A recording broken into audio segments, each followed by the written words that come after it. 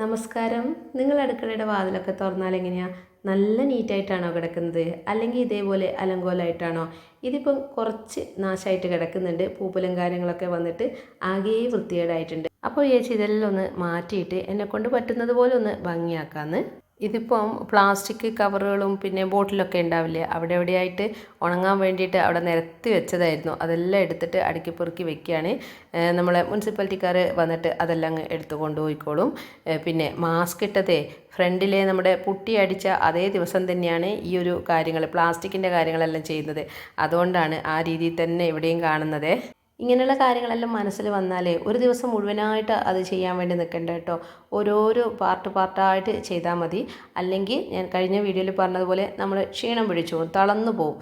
കവറും ബോട്ടിലൊക്കെ ഒതുക്കി വെച്ചിട്ടുണ്ട്. ഇനിയിപ്പോൾ ഈ ഒരു സ്ഥാനം ഒന്ന് മാറ്റണം. അതിൻ്റെ ഇടയിൽ ഒന്ന് അടിച്ചു വരട്ടെ. മുന്നേ കവുങ്ങൊക്കെ ഉള്ള സമയത്ത് പട്ടച്ചൂല് കെട്ടിയിട്ടാണ് മുറ്റടിക്കുക. കവുങ്ങ് മുറിച്ച കൊണ്ട് നമുക്കിപ്പം പട്ടയൊന്നും കിട്ടുന്നില്ല. അപ്പം ഈർക്കിണിച്ചൂല് അതും വാങ്ങിയിട്ടാണ് ഇപ്പം മുറ്റമൊക്കെ അടിക്കുന്നത്. അപ്പോൾ ഇത് കാർ വാഷർ കൊണ്ടാണ് ഞാൻ ആ പൂപ്പലും കാര്യങ്ങളെല്ലാം പോക്കുന്നത്. പിന്നെ മുന്നേ ഒരു വീഡിയോയിൽ ഞാൻ ഒരു പൂപ്പൽ പോക്കുന്നൊരു ബ്രഷ് കാണിച്ചു തന്നില്ലേ, അതും എടുക്കുന്നുണ്ട്. എല്ലാം കൂടി നന്നായിട്ടൊന്ന് പൂപ്പൽ കളയുകയാണ് ചെയ്യുന്നത്. പിന്നെ നമ്മൾ മടിയൊക്കെ പിടിച്ചിരിക്കുമ്പോൾ ഇങ്ങനെയുള്ള കാര്യങ്ങളെല്ലാം മനസ്സിലൊന്ന് വിചാരിച്ചാൽ മതി. അതായത് എന്നും ചെയ്യുന്ന കുറച്ച് ജോലികളുണ്ടാവില്ലേ, ചോറ് വെക്കുക, ചായ ഉണ്ടാക്കുക, ക്ലീനിങ്, വാഷിങ്, എപ്പോഴും അത് തന്നെ ചെയ്യുമ്പോൾ മടിയുണ്ടാവുക മീൻസ് ബോറടിക്കും ഒരേ കാര്യം തന്നെ ചെയ്യുമ്പോഴേ. അങ്ങനെയുള്ള സമയത്ത് ഇങ്ങനെ ക്രിയേറ്റീവായിട്ട് എന്തെങ്കിലും ഒരു കാര്യം ചെയ്യണമെന്ന് മനസ്സിൽ വിചാരിക്കുമ്പോൾ നമുക്ക് ഒരുപാട് ഐഡിയാസ് വരും. പിന്നെ അതിനായിട്ട് ഉഷാറും കൂടുതലുണ്ടാവും കേട്ടോ. എൻ്റെ ഒരു അനുഭവമാണ് പറയുന്നത്. അപ്പോൾ ഇങ്ങനെ പെട്ടെന്ന് ഒരു ബോധം വരുമ്പോൾ പെയിൻറ് പണിക്കാരെ ഒന്നും വിളിച്ച് ചെയ്യിപ്പിക്കേണ്ട ആവശ്യമൊന്നും എനിക്ക് തോന്നുന്നില്ല. ഇതിപ്പോൾ പുറത്തെ കാര്യമല്ലേ, നമ്മൾ വൃത്തികേടായാലും കുഴപ്പമൊന്നുമില്ലല്ലോ. പിന്നെ നല്ല രസമുള്ള പരിപാടി കേട്ടോ. ഇതൊന്നും ഇതുവരെ ചെയ്യാത്ത ആരെങ്കിലും ഉണ്ടെങ്കിൽ ഒരു ബ്രഷ് വാങ്ങുക, പിന്നെ ഇതുപോലൊരു പെയിൻറ്റ് വാങ്ങുക, അതിൻ്റെ മുന്നേ പൂപ്പലൊക്കെ പോക്കി വൃത്തിയാക്കിയിട്ട് പണി തുടങ്ങിക്കോ. അടിപൊളിയാണെന്ന് പറഞ്ഞാൽ അടിപൊളി എക്സ്പീരിയൻസ് ആണ്.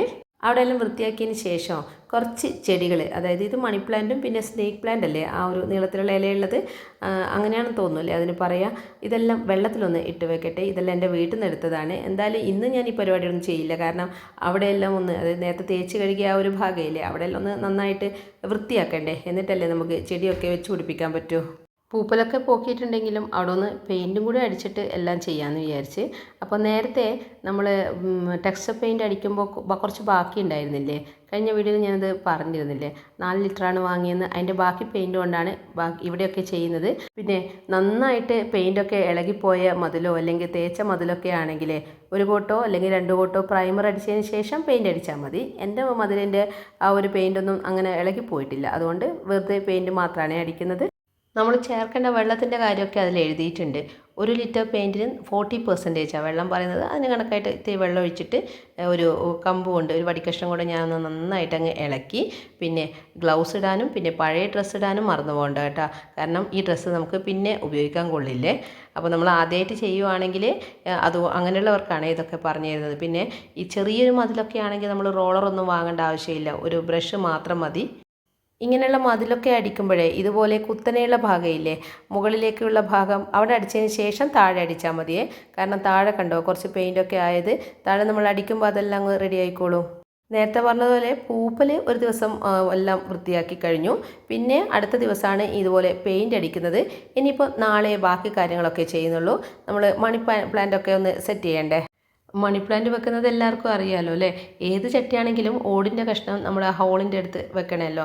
അതിനുശേഷം മണ്ണും പിന്നെ ചകിരിച്ചോറില്ലേ, മണ്ണ് എത്രയാണോ അതിൻ്റെ ഡബിളാണ് ചകിരിച്ചോറ് എടുക്കുന്നത്. കാരണം ഇതിപ്പം ഹാങ്ങിങ് ആണ്, അപ്പം അധികം വെയിറ്റ് വേണ്ടെന്ന് വിചാരിച്ച് ഈക്വലായിട്ടും എടുത്താലും കുഴപ്പമില്ല. മണ്ണും ചകിരിച്ചോറും അതിനുശേഷം നമ്മൾ ചാണകമില്ലേ അതും കൂടെ മിക്സ് ചെയ്തിട്ടുള്ള പോട്ടിംഗ് മിക്സാണ്. പിന്നെ മണി പ്ലാന്റ് കട്ട് ചെയ്യുന്നത് നമ്മൾ ഇതേപോലുള്ള നീളത്തിലുള്ള ഒരു കഷ്ണമാണ് നമുക്ക് കിട്ടിയതെങ്കിൽ ഓരോരോ ഇലയുടെ ഭാഗത്തും ഓരോരോ നോഡ് ഉണ്ടാവും. കാരണം ഈ വേരില്ലേ അത് വന്നിട്ടുണ്ടാവും. അതിന് കണക്കായിട്ടങ്ങ് കട്ട് ചെയ്തിട്ട് ആ ഒരു വേര് താഴെ മണ്ണിലേക്ക് ഇറങ്ങുന്ന രീതിയിലൊന്ന് ഊന്നി കൊടുത്താൽ മതി. ഒന്ന് മണ്ണിൻ്റെ ഉള്ളിലേക്ക് ആക്കുന്ന രീതിയിൽ ഒന്ന് പ്രസ് ചെയ്ത് കൊടുത്താൽ നമുക്ക് ഒരുപാട് തൈകൾ ഇതിൽ നിന്ന് ഉണ്ടാക്കിയെടുക്കാൻ പറ്റും.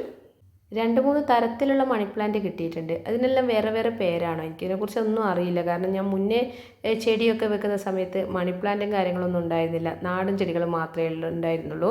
പിന്നെ ഞാനൊരു വീഡിയോയിൽ കണ്ടിരുന്നേ, മണി പ്ലാന്റ് ഇങ്ങനെ റൗണ്ടായിട്ട് വെക്കാമെന്ന്. അതായത് ഇങ്ങനെ ഇതുപോലെയുള്ള ഒരു നീളത്തിലുള്ള ഒരു പ്ലാന്റാണ് നമുക്ക് കിട്ടിയതെങ്കിൽ ഇതേപോലെ റൗണ്ടായിട്ട് വെക്കാമെന്നും അതിൽ ഞാൻ കണ്ടിട്ടുണ്ട്.